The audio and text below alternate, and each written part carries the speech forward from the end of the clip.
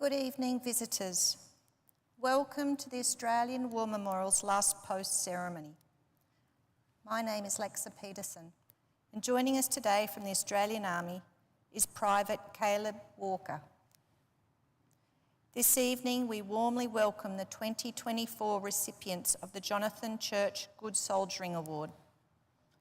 The award recognises those Australian Army soldiers who have demonstrated strength of character by exemplifying defence values, Army teaming behaviours and excellence in soldiering. We also warmly welcome the Royal Australian Naval College, HMAS Creswell, new entry officers delegation in attendance. We welcome the veterans who have served, those that are still serving, and the families that love and support them. The live stream of this ceremony is made possible by the Returned and Services League of Australia and the RSL and Services Clubs Association. We welcome members who are watching the broadcast of this ceremony across Australia.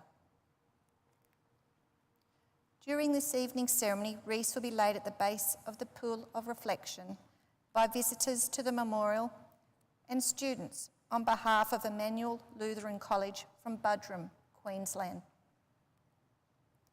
If you're able, please stand and join in singing the national anthem.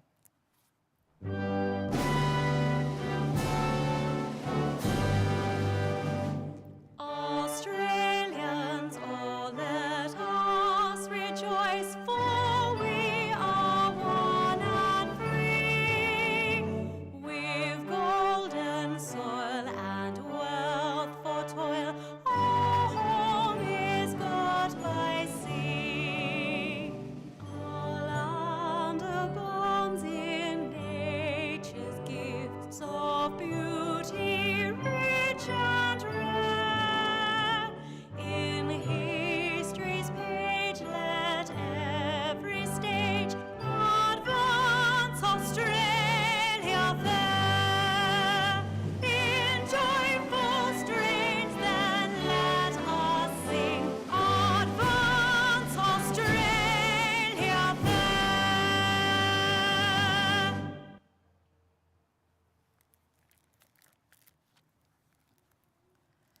The Australian War Memorial was the vision of Charles Bean, Australia's First World War official historian. Bean landed with the Australian troops on Gallipoli and stayed with them at the front through to the end of the war. The idea of this national memorial and museum came to him at Pozières, France, in the depths of the bloody fighting of 1916. Bean's idea was that this would be a place where families and friends could mourn loved ones buried in faraway places. It would also be a place that could help all Australians understand what these men and women had endured and what they had done for us. Bean's vision, to which we remain true, is best expressed as inscribed in the entrance to the memorial's galleries. Here is their spirit, in the heart of the land they loved, and here we guard the record which they themselves made. Tonight, we will read the story behind just one of those on the Roll of Honour, which lists the names of more than 103,000 men and women who have given their lives for us in war and on operations for more than a century. But first, we present a lament. Flowers of the forest. Wreaths or floral tributes will now be laid at the base of the pool of reflection.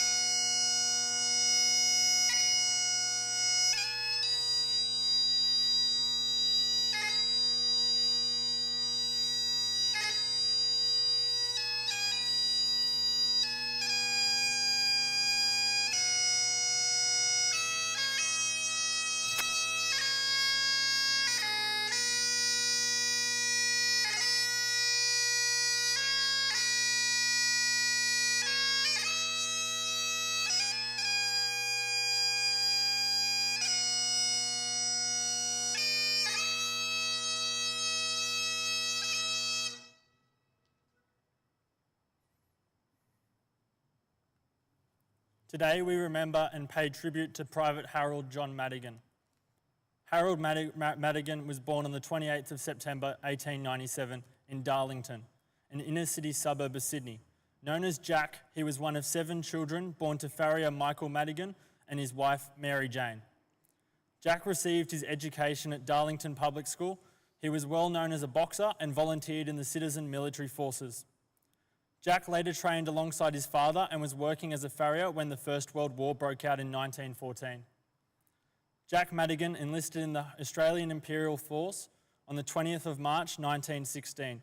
He was assigned to the 16th Reinforcements of the 17th Battalion with the rank of private and trained briefly in Australia. He embarked for active service, sailing from Sydney in October on board the troop ship Ceramic. After several weeks at sea, Private Maddigan arrived in Plymouth, England, and continued training. He spent the rest of 1916 there and joined his unit on the Western Front in the new year. Within a few weeks, he was drawn into the fighting when German forces began a strategic withdrawal to the fortified Hindenburg Line. Their retreat was eagerly followed by Allied units, which seized their opportunity to push the enemy back. In advancing on the Germans, these units were confronted by well-prepared rearguard defences and booby-trapped towns, which resulted in a series of bloody clashes. Private Maddigan's unit was caught in one of these attacks at the village of Lagnacourt in April, where it repulsed a huge enemy force almost 5 times as strong. Less than a month later, Maddigan and his comrades again confronted the enemy during the second attack on Bullecourt, which cost some 7,000 Australian casualties. Maddigan spent a short period recovering from illness in hospital, then rejoined his unit in the Ypres sector in Belgium in August 1917. The 17th Battalion was involved in heavy fighting at Menin Road in September and Pol Capel in October, suffering under arduous, wet and muddy conditions on the battlefield. Maddigan and his comrades spent the rest of the year engaged in routine trench duty and spent a freezing winter rotating in and out of the front lines. There was little rest for Allied forces, however. In early 1918, German forces began a major offensive, launching a series of heavy attacks along the Allied lines. Maddigan and his comrades helped to repulse these attacks for several months. He was then sent to hospital, suffering from what was described as debility or exhaustion.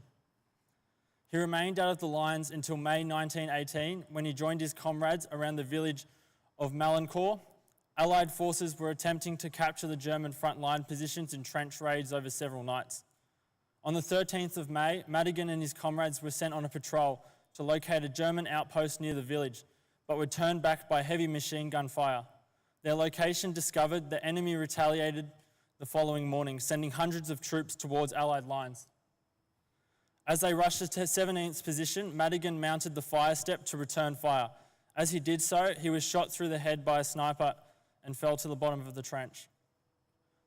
The shot did not kill him immediately, and he was taken to a dressing station for treatment, but nothing could be done for him. He died of his wounds several hours later. News of his death reached his family in Australia, and they placed a notice in the Sydney Morning Herald in memory of their son and brother. His country's call, he answered. Jack Maddigan was 20 years old. His name is listed on the Roll of Honour on my right, among almost 62,000 Australians who died while serving in the First World War. His photograph is displayed today by the Pool of Reflection. This is but one of the many stories of service and sacrifice told here at the Australian War Memorial. We now remember Private Harold John Maddigan, who gave his life for us, for our freedoms, and in the hope of a better world.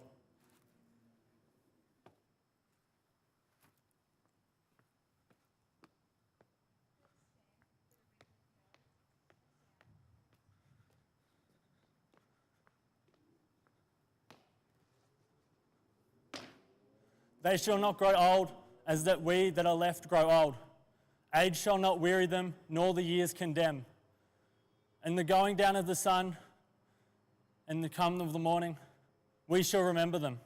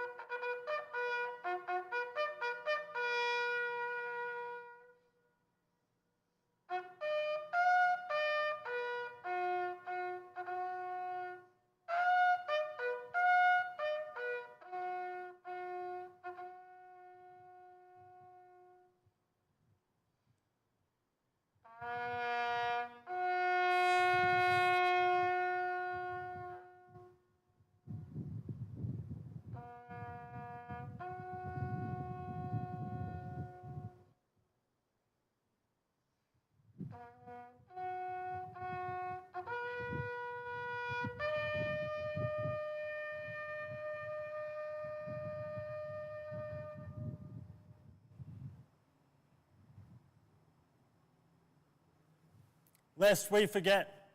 lest we forget.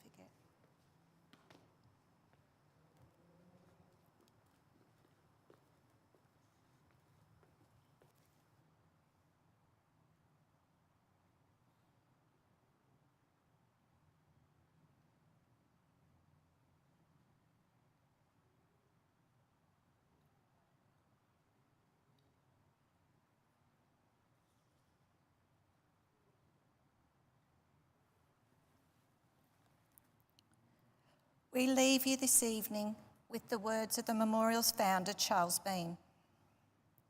Many a man lying out there at Pozières or in the low scrub at Gallipoli, with his poor, tired senses barely working through the fever of his brain, has thought in his last moments, well, it's over. But in Australia, they will be proud of this. Ladies and gentlemen, girls and boys, that concludes the last post ceremony. On behalf of the Director, staff and volunteers, thank you for visiting the Australian War Memorial today and for your continued support during the Memorial's development project. We wish you all a very pleasant evening.